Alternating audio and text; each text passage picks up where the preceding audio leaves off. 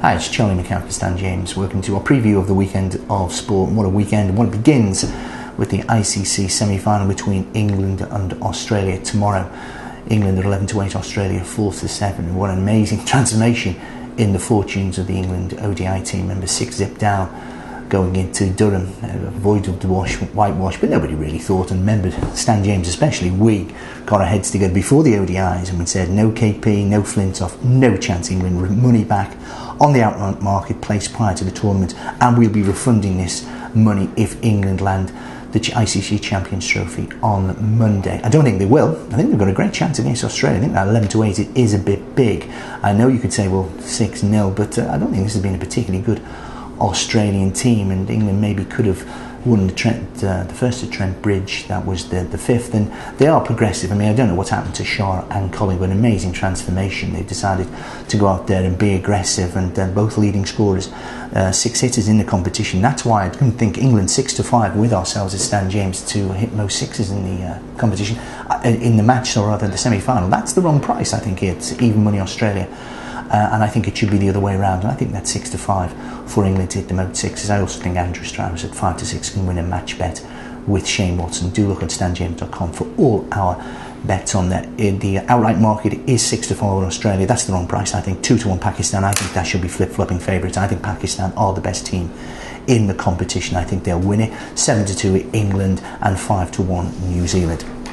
New Zealand are 6-4 at Pakistan, 8-15. Of course, it's for the second semi-final. I do think Pakistan will take that. Going on to the football, Sunday particularly, the big game of the weekend is Chelsea 11-10, the draw 11-5 against Liverpool 11-5. Both of these sides have been, on paper, Liverpool have only lost 2 games. They've lost to Aston Villa and they've lost to Tottenham Hotspur. They're the only 2 teams they play in the top half of the Premier League. They went to Fiorentina. Fiorentina, they're a good team.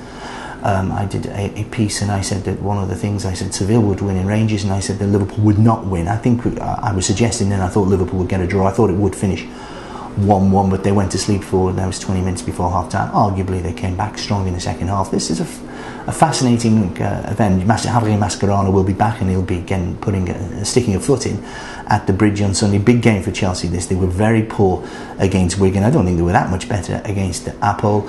I don't think the loss of Petr Cech will make a great deal of difference. I'm not a Petr Cech fan. I think he's one of the most overrated sportsmen on the planet. I think I'd see the draw. I think Torres 6-1 to score first. A lot of people say, Torres doesn't do it in the big games. Well, I remember last year, I think he scored both when Liverpool beat Chelsea 2-0. Okay at Anfield, but I think Torres once again, he looks most of the time as if he's got a chip on his shoulders and he doesn't like referees, etc. But he's a hell of a talent. I fancy 1-1 in that game. Before that, of course, we've also got the Arc on Sunday. We've got the Old Firm game as well. We've got Rangers 11-8, 19-10 for Celtic, and it's 12-5 the draw.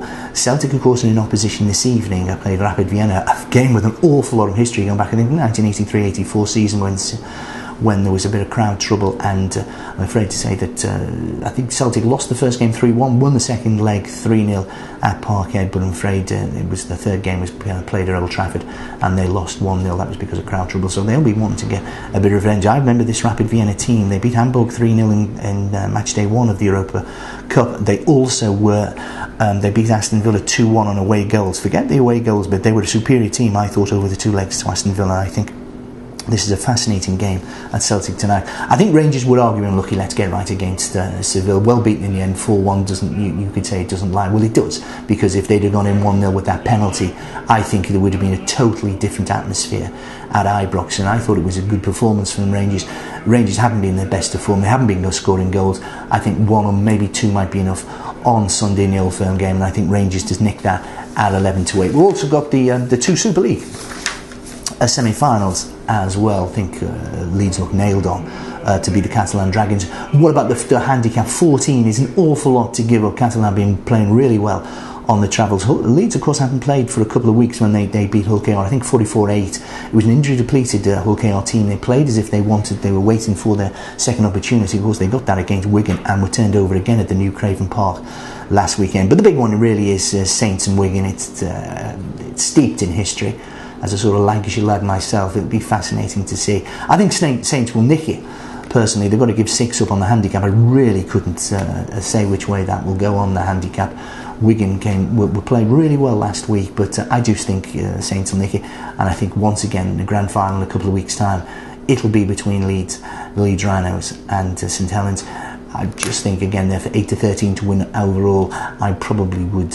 I think they're the most likely winners, but I wouldn't advocate a bet on that. It's going to be a wonderful weekend of sport. We've also got other fabulous football going on. We've got other things. We've got the Albert Dunhill Golf, all available, all in running on stanjames.com. We've got the Compris de l'Arc de Triomphe as well. We'll see the stars join the immortals. It's going to be a fantastic weekend of sport.